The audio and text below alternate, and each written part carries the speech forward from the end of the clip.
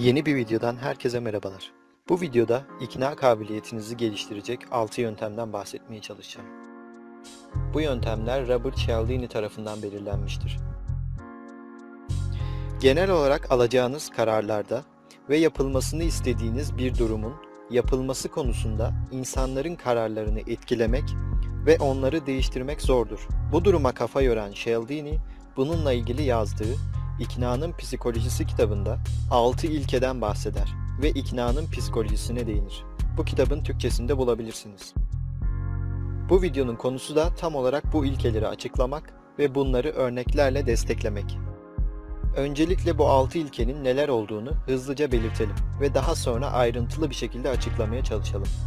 Bu 6 ilke sırasıyla karşılık yaratmak, azlık veya kıtlık, otorite, tutarlılık, beğeni ve toplumsal kanıt olarak belirlenmiştir. Şimdi hemen ilk ilkemizden başlayalım. 1. Karşılık yaratmak.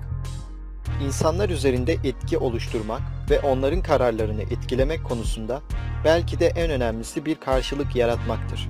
Yani bir insanın bize yapmış olduğu bir doğruyu ona aynı şekilde iletmek ve doğruya doğruyla gitmektir. Şimdi bunu daha çok günlük hayata uyarladığımızda şunları yaparak karşılık yaratmış oluruz. Küçük hediyeler vermek, saygılı davranmak ve ihtiyacı olanlara iyiliklerde bulunmak. Bu şekilde karşınızdaki kişi tarafından puan kazanmış olursunuz.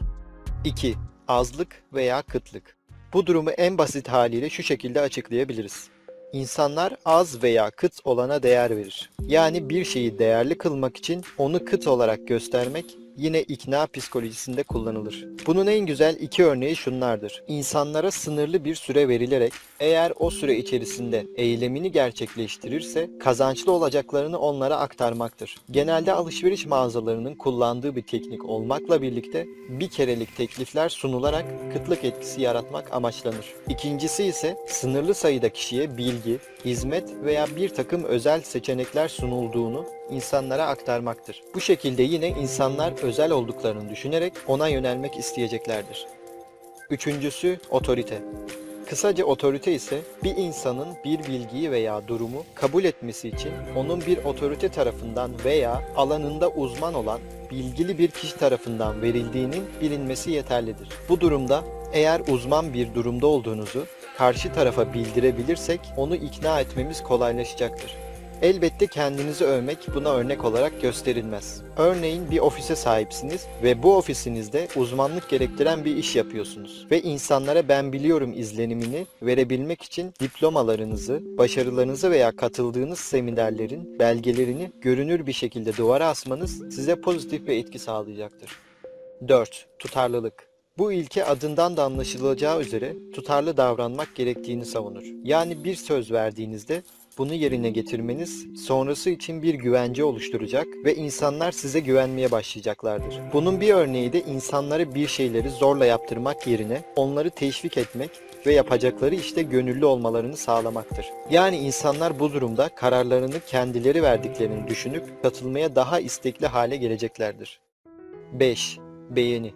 Yani insanlar beğendikleri kişiler tarafından aldıkları emirleri, söylemleri daha çabuk ve kolay yerine getiriyorlar. Bu durumda insanlarla ortak bir iletişimde olmak önemlidir ve onlarla konuşurken beğendikleri, ilgilendikleri şeylere karşılık vermek, ortak bir payda yakalamak çok önemlidir. Kısacası beğenilen veya sevilen bir kişiyseniz ikna kabiliyetiniz de o kadar iyi oluyor. Burada beğenilen bir kişi olmak için İnsanların yapmaları gereken şeylerin iltifat etmek, insanlara onlara benzediğinizi göstermek ve aynı hedef doğrultusunda olduğunuzu göstermek olduğu da belirtilmektedir.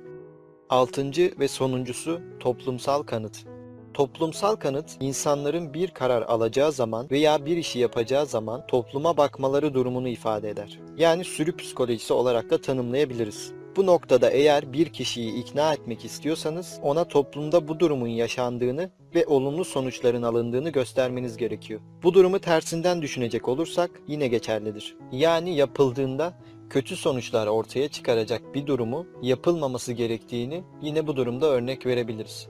Karşılaştığınız olumsuz bir durumdan kurtulmak için onunla ilgili olumsuz göstergeleri ortaya çıkarmanız gerekiyor. Bu şekilde ikna kabiliyetiniz de gelişmiş olacaktır. Sonuç olarak bu videoda ikna psikolojisinden bahsettik ve 6 ilkesine değindik. Elbette bu ilkelerin iyi niyetle kullanılması ve kötüye kullanılmaması insanlık için önemlidir. Konu ile ilgili detaylı bilgiye açıklama bölümündeki linkten ve Cialdini'nin İknanın Psikolojisi adlı kitabından ulaşabilirsiniz. Yeni bir videoda farklı bir konuyla yeniden görüşmek üzere.